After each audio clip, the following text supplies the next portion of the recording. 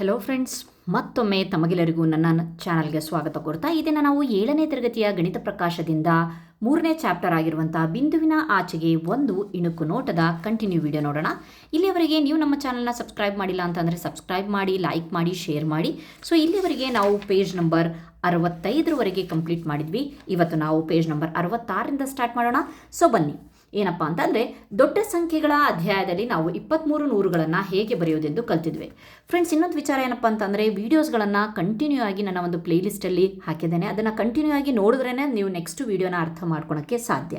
So ಮಧ್ಯೆ ಮಧ್ಯೆ ನೀವು ಸ್ಕಿಪ್ ಮಾಡಿದ್ರೆ ನಿಮಗೆ ಅರ್ಥ ಆಗೋದಿಲ್ಲ. ಸೊ ಹಾಗಾಗಿ ಬಿಟ್ಟು ವೀಡಿಯೋನ ಕಂಟಿನ್ಯೂ ನೋಡಿ ಅಂತ ಹೇಳ್ತಾ ಸೊ ಬನ್ನಿ. ಸೊ ನಾವು ಮೊದಲನೇ ಚಾಪ್ಟರ್ ಅತಿ ದೊಡ್ಡ ಸಂಖ್ಯೆಗಳು ಅನ್ನೋದಿದೆಯಲ್ವಾ, ಅದರೊಳಗಡೆ ನಾವು ಏನು ಮಾಡಿದ್ವಪ್ಪ ಅಂತಂದರೆ 23 ನೂರುಗಳನ್ನು ನಾವು ಬರೆಯೋದನ್ನು ಕಲ್ತಿದ್ದೇವೆ. ಹೇಗೆ ಬರೆಯೋದು? 23 ನೂರುಗಳು ಅಂತ ಅಂದರೆ 23 ನೂರು ಸಲ ಇದೆ ಅಂತ. ಹಾಗಾದರೆ ಎಷ್ಟಿದೆ ಇದರೊಳಗಡೆ? 2000 ಇದೆ ಪ್ಲಸ್ 300 ಇದೆ.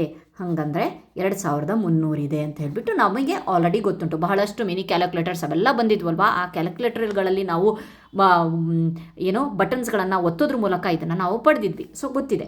ಸೊ ಅದೇ ರೀತಿ ನಾವು ಇಲ್ಲಿ ಯಾವ ರೀತಿಯಾಗಿ ಬರೆಯೋದು ಅಂತಂದರೆ 23 ನೆಕ್ಸ್ಟ್ ಕ್ವಶನು 23 ಹತ್ತುಗಳು ಅಂತ.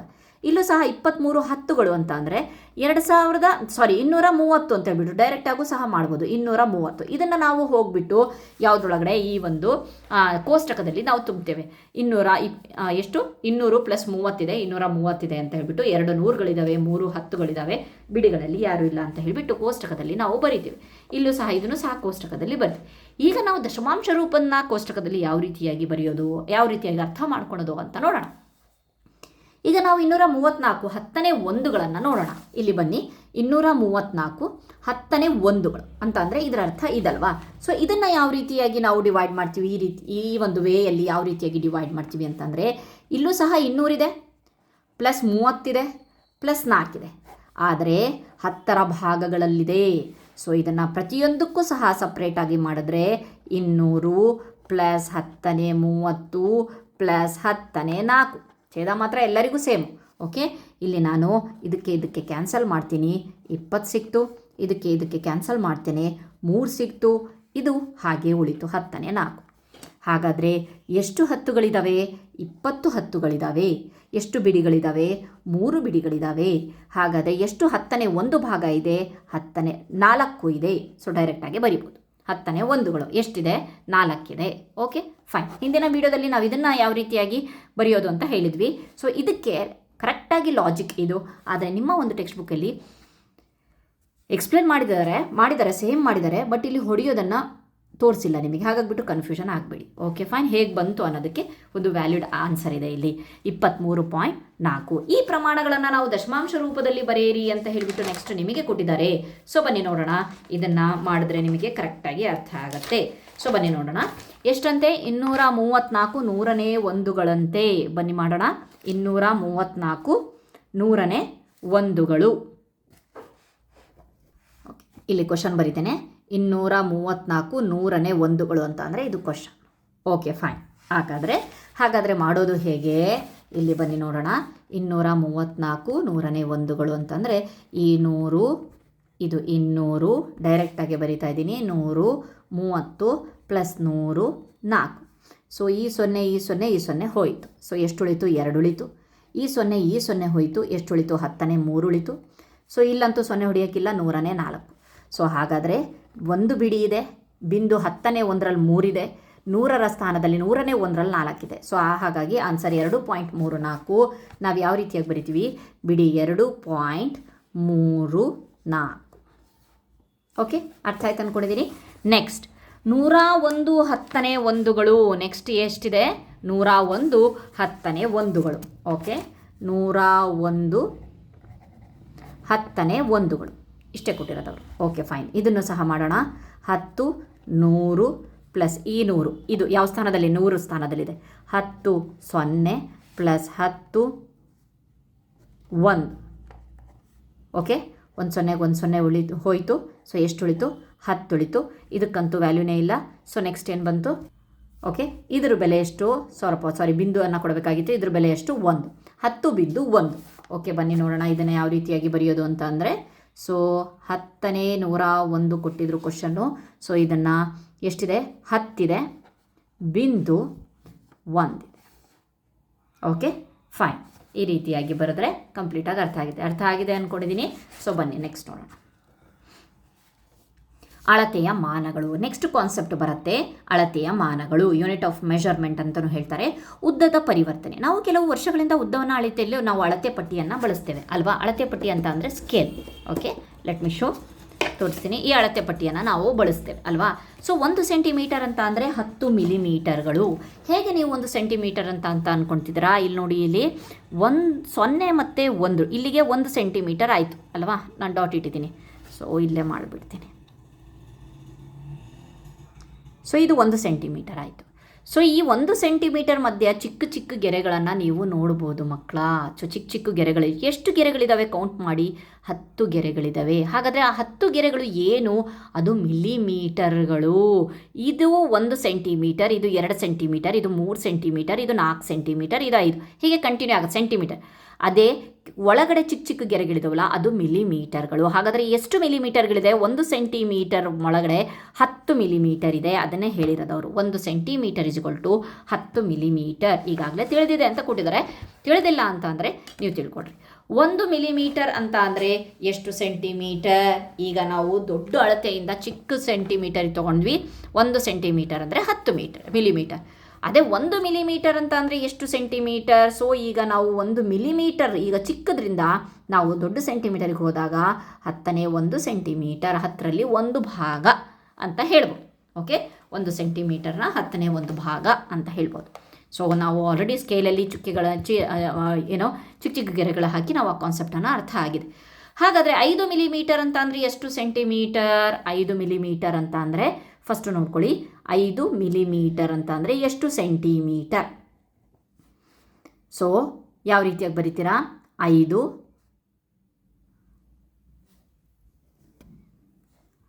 ಇಂಟು 10ನೇ 1 ಭಾಗ ಅಂತ ಅಂದರೆ ಸೊ ಎಷ್ಟು ಬಂತು? 10ನೇ 5 ಆಯಿತು.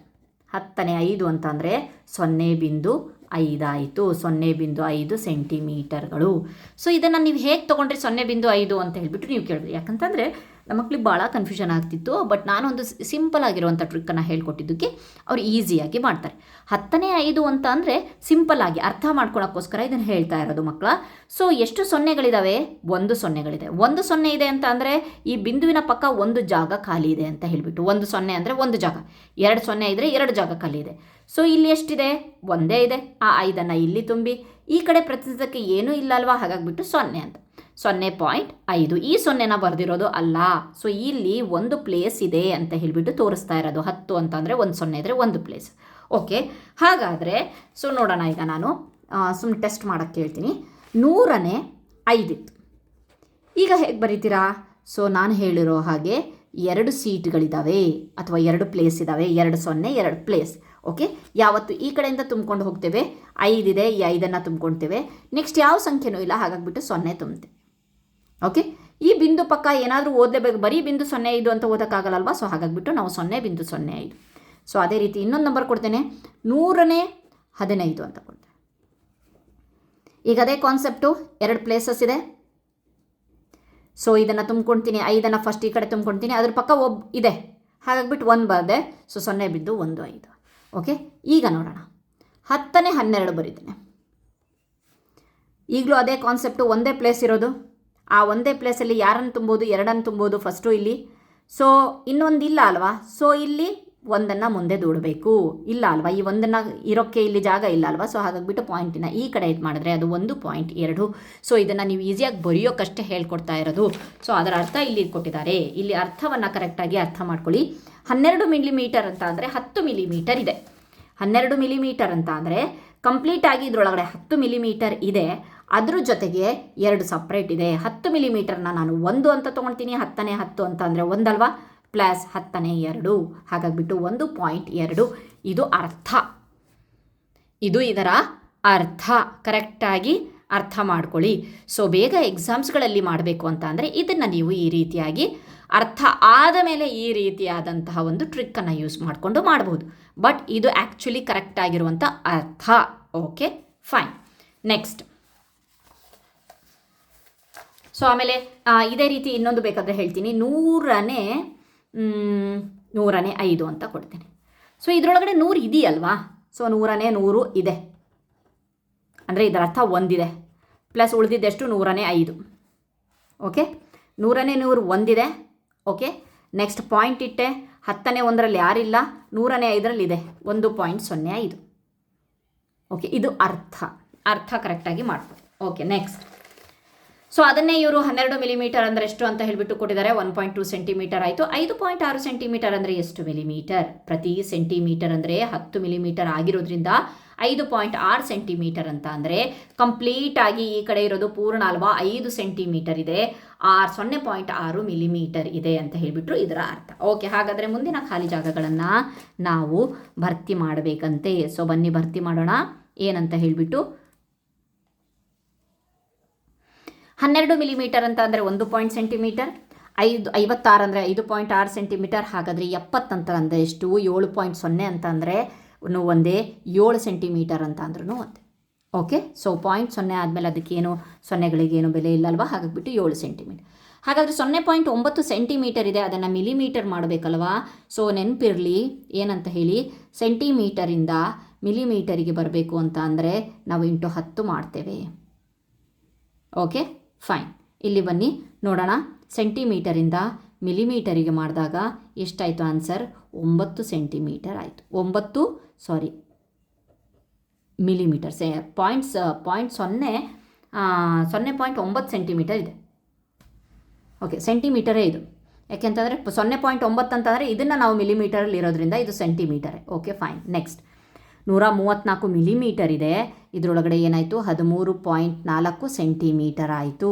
ಓಕೆ, ಕಂಪ್ಲೀಟಾಗಿ 13 ನಮಗೆ ಪೂರ್ಣ ಸಿಗುತ್ತೆ, 10ನೇ 4ರಲ್ಲಿ 4 ಸಿಗುತ್ತೆ ಅಷ್ಟೇ. ಇಲ್ಲಿ ಅಷ್ಟೇ 2036 ಸೆಂಟಿಮೀಟರ್ ಇರೋದ್ರಿಂದ 2036 ಮಿಲಿಮೀಟರನ್ನು ಬರಿಬೇಕಾಗತ್ತೆ. Okay, next. ಹಾಗಾಗ್ಬಿಟ್ಟು ಇಲ್ಲೂ ಸಹ ಮಿಲಿಮೀಟರ್ನೇ ಬರಿಬೇಕಾಗುತ್ತೆ. ನೆಕ್ಸ್ಟ್ ಮುಂದಿನ ಒಂದು ಉದಾಹರಣೆಯು ಕೆಲವು ವಸ್ತುಗಳು ಎಷ್ಟು ಚಿಕ್ಕದಾಗಿದೆ ಎಂಬುದನ್ನು ತೋರಿಸುತ್ತೆ. ನೀವು ನೋಡಬಹುದು, ಇಲ್ಲಿ ನೋಡಬಹುದು ಏನಂತ ಹೇಳ್ಬಿಟ್ಟು, ಒಂದು ಚಿಕ್ಕ ಇರುವೆ ಎಷ್ಟಿದೆಯಂತೆ? 1 ಮಿಲಿಮೀಟರ್. ಇದನ್ನು ಯಾಕೆ ಎಕ್ಸಾಂಪಲ್ ಆಗಿ ಕೊಟ್ಟಿದ್ದಾರೆ ಅಂತಂದರೆ, ನಾವು ಯಾವತ್ತು ಸೆಂಟಿಮೀಟರ್ ಲೆಕ್ಕದಲ್ಲೇ ಎಲ್ಲ ಒಂದು ಚಿತ್ರಗಳನ್ನು ಅಥವಾ ಎಲ್ಲ ನಮ್ಮ ಅಕ್ಕಪಕ್ಕದ ವಸ್ತುಗಳನ್ನು ನಾವು ಅಳಿಯೋಕ್ಕೆ ಆಗೋದಿಲ್ಲ. ಸೊ ಮಿಲಿಮೀಟರ್ನ ಸಹ ಇದೆ, ವಸ್ತುಗಳು ಇದೆ. ಕೂದಲು ಇಲ್ಲಿ ನೋಡ್ಬೋದು, ಇದು ಇದೆಯಲ್ಲ, ಇದು ಕೂದಲಿನ ಒಂದು ಎಳೆ. ಸೊ 3 ನೀಲಿ ಪಟ್ಟಿಗಳು, ಪೆನ್ಗೆರೆಗಳ ಸೂಕ್ಷ್ಮ ಗೆರೆ, ಮಧ್ಯಮ ಗೆರೆ ಈ ರೀತಿಯಾಗಿ ಕೊಟ್ಟಿದೆ.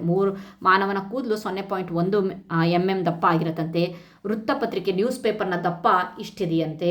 ಸಾಸಿವೆ ಕಾಳು 1ರಿಂದ 2 ಮಿಲಿಮೀಟರ್ ಇದೆಯಂತೆ. ಸೊ ಇಲ್ಲಿವರೆಗೆ ನಾವು ಸೆಂಟಿಮೀಟರ್ ಕಲ್ತವಲ್ಲ, ಅದಕ್ಕಿಂತ ಚಿಕ್ಕದಾಗಿರೋ ಅಳತೆಯ ವಸ್ತುಗಳು ಇದೆ ಅಂತ ಹೇಳಿಬಿಟ್ಟು ಇಲ್ಲಿ ಕೊಟ್ಟಿದ್ದಾರೆ. ಇದುವರೆಗೆ ಪತ್ತೆ ಆಗಿರುವ ಅತ್ಯಂತ ಚಿಕ್ಕ ಇರುವೆ ಪ್ರಭೇದ ಕ್ಯಾರಬೆರಾ ಬ್ರೂನಿ. ಇದು ನಿಮ್ಮ ಇನ್ಫಾರ್ಮೇಷನಿಗೆ ಕೊಟ್ಟಿದ್ದಾರೆ ಅಷ್ಟೇ. ಅದ್ರ ಉದ್ದ 0.8ರಿಂದ 1 ಮಿಲಿಮೀಟರ್ ಇದೆಯಂತೆ. ಸೊ ನೋಡಬಹುದು ನೀವು, ಇದು ಶ್ರೀಲಂಕಾ ಮತ್ತು ಚೀನಾದಲ್ಲಿ ಕಾಣಿಸುತ್ತಂತೆ. ಸೊ ಚಿಪ್ಪಿನ ಒಂದು ವ್ಯಾಸ ಇಷ್ಟಿದೆಯಂತೆ. ಸೊ ಹಾಗಂತ ಅಂದರೆ ಏನಪ್ಪ ಅಂತಂದರೆ 1 ಮೀಟರ್ ಈಸಿಕ್ವಲ್ಟು, ನೆಕ್ಸ್ಟು ಕಂಟಿನ್ಯೂ ಮಾಡ್ತಾ ಇದ್ದಾರೆ. ಈಗ 1 ಮೀಟರ್ ಈಸಿಕ್ವಲ್ಟು 100 ಸೆಂಟಿಮೀಟರ್. ನೀವು ನೋಡ್ಬೋದು ಏನಂತ ಹೇಳಿಬಿಟ್ಟು, ಇಲ್ಲಿ ನೋಡ್ಬೋದಲ್ವಾ, ಇಲ್ಲಿ 1 2 3 4 5 6 7 ಈ ಒಂದು ಸ್ಕೇಲಲ್ಲಿ ಬರೀ 15 ಸೆಂಟಿಮೀಟರ್ ಇದೆ.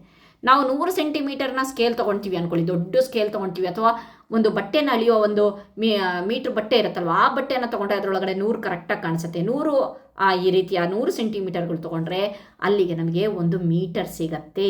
ಅರ್ಥ ಆಯಿತಾ? ಓಕೆ, 1 ಮೀಟರ್ ಅಂತ ಅಂದರೆ 100 ಸೆಂಟಿಮೀಟರ್. ಈಗೇನು ಮಾಡಿದ್ವಲ್ಲ ಅದೇ ರೀತಿ 1 ಸೆಂಟಿಮೀಟರ್ ಅಂದರೆ 100ನೇ 1 metre. Okay, fine.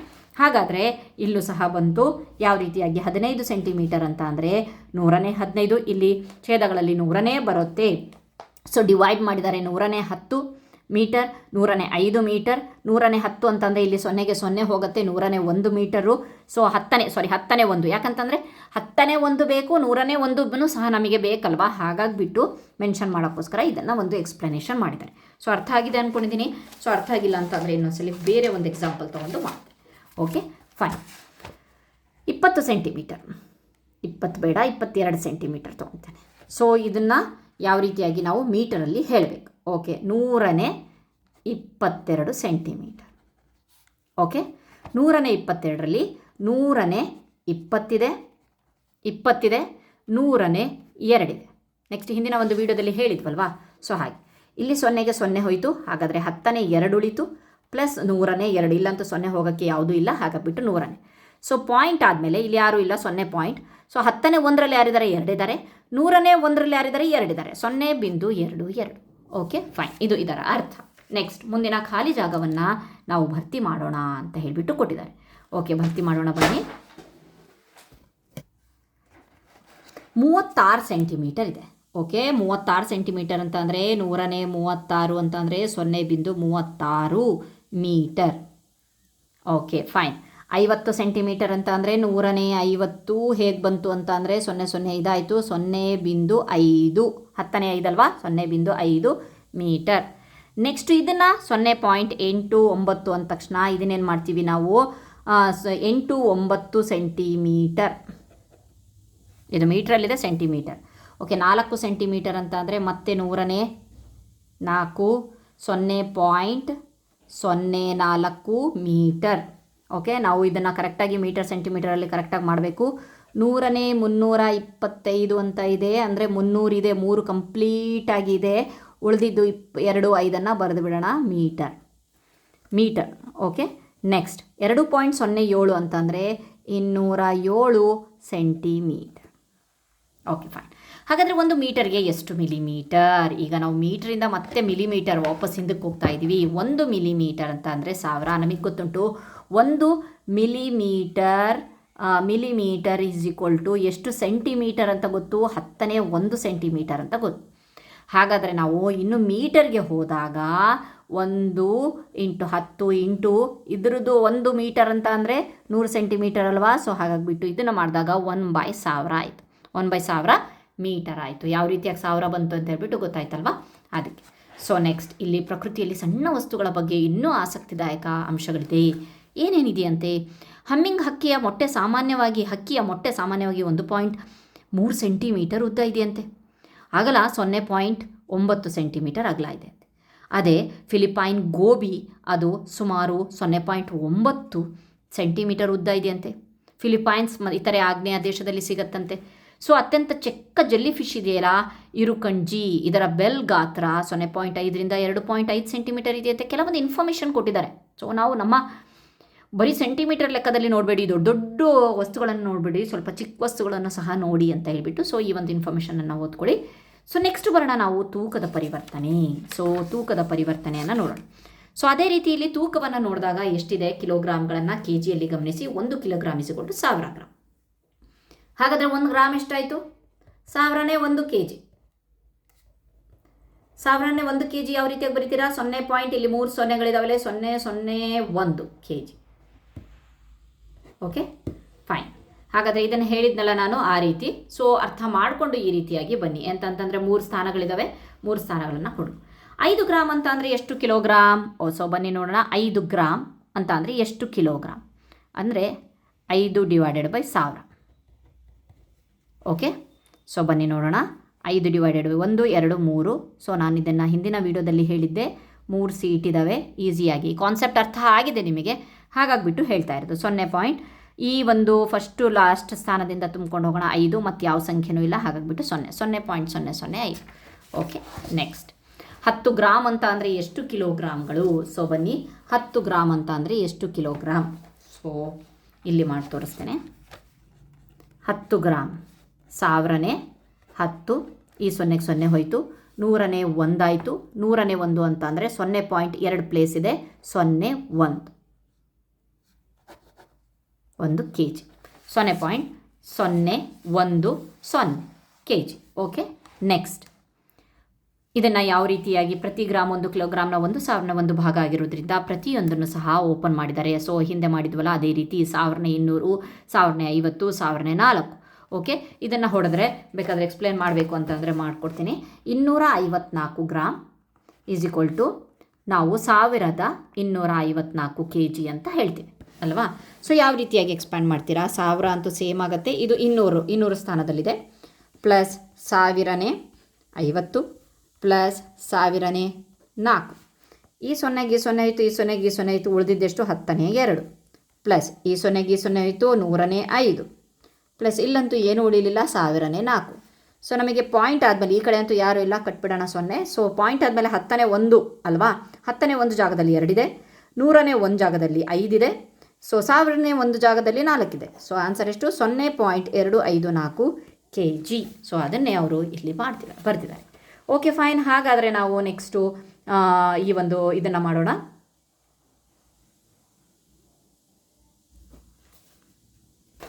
Fine. 465 gram ಅಂತ ಕೊಟ್ಟಿದ್ದಾರೆ. ಸೊ ಇಲ್ಲಿ ನಾವು 1000 ಅಲ್ವಾ, ಸೊ 1 ಗ್ರಾಮ್ = 1000 kg ಅಲ್ವಾ. ಸೊ ಹಾಗಾಗಿಬಿಟ್ಟು ಇದನ್ನು ಹೇಳಿಬಿಟ್ಟೆ, ಏನು ಬೈ ಮಿಸ್ಟೇಕ್ 1 kg ಅಂತ ಅಂದರೆ 1000 ಗ್ರಾಮು, ಅದನ್ನು 1000ನೇ 1 ಅಂತ ಹೇಳಬೇಕಾಗಿತ್ತು ನಾನು. 1000ನೇ 1 kg. ಸೊ 1000ನೇ 465. ಸೊ ಇಲ್ಲಿ 0.0003 ಇದೆ. ಇಲ್ಲೂ 3 ಪ್ಲೇಸಸ್ ಇದ್ದಾವೆ. 465 kg. ಗ್ರಾಮಲ್ಲಿದ್ದರೆ ಅದನ್ನು ಕೆ ಜಿಯಲ್ಲಿ ಕನ್ವರ್ಟ್ ಮಾಡಿ 68 ಗ್ರಾಮ್ ಇದೆ. ಮತ್ತು 1000ನೇ 68.3 ಪ್ಲೇಸಸ್ ಇದೆ. 8 ತುಂಬಿದೆ, 6 ತುಂಬಿದೆ, ಇಲ್ಲಿ 6 ಇಲ್ಲ. 0.68 kg. ಓಕೆ. 1560 ಗ್ರಾಮ್ ಇದೆ. ಸೊ ಅದನ್ನು ಸಹ ನಾವೇನು ಮಾಡ್ತೀವಿ, ಸೊ 3 ಸ್ಥಾನ 1000ನೇ 1560. ಸೊ ಇಲ್ಲೂ ಅಷ್ಟೇ 1.560 kg. ನೆಕ್ಸ್ಟ್ 704 ಗ್ರಾಮ್ 1000ನೇ 704. ಸೊ ಒಂದ್ಸಲಿ ಕಲ್ತು ಬಿಟ್ಟರೆ ನೀವು ಈಸಿಯಾಗಿ ಮಾಡ್ಕೊಂಡು ಹೋಗ್ಬೋದು. 74 kg. ಸೊ ಇದು ಕೆ ಜಿಯಲ್ಲಿದೆ, ಈಗ ಗ್ರಾಮಲ್ಲಿ ಮಾಡಬೇಕು. ಸೊ ಎಷ್ಟಿದೆ? 0.56 ಇದೆ. ಇಂಟು ನಾವೇನು ಮಾಡ್ತೀವಪ್ಪ ಅಂತ ಅಂದರೆ, ಸೊ 56 ಇಂಟು 1000 ಮಾಡ್ತೀವಿ ಅಲ್ವಾ. ಇಲ್ಲಿ 1 2 3 560 ಗ್ರಾಮ್.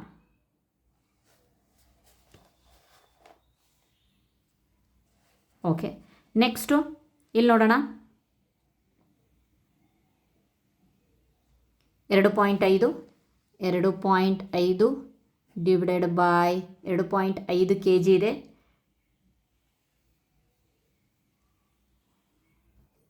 ಸೊ ಇಲ್ಲೇ ಡೈರೆಕ್ಟಾಗಿ ನೋಡ್ಬೋದು ಎಷ್ಟು ಕೆ ಜಿ ಇದಾವಂತೆ. ಡೈರೆಕ್ಟಾಗಿ 2000 kg ಇದೆ. 2000 ಪಾಯಿಂಟ್ ಉಳಿದಿದ್ದು 5 ಗ್ರಾಮ್. ಓಕೆ. 2 ಅಂತ ಅಂದರೆ ಡೈರೆಕ್ಟಾಗಿ ಇದೆ ಅಲ್ವಾ. ಸೊ ನೆಕ್ಸ್ಟ್ ಇಲ್ಲಿ ನಿಮಗೊಂದು ಸ್ವಲ್ಪ ಕನ್ಫ್ಯೂಷನ್ ಆಯಿತು ಅಂದ್ಕೊಂಡಿದ್ದೀನಿ. ಯಾಕೆಂತಂದರೆ ನಾನು ಬಿಡಿಸಿ ಹೇಳಿಲ್ಲ, ಅದನ್ನು ಬಿಡಿಸಿ ಮಾಡಿ ತೋರಿಸ್ತೇನೆ.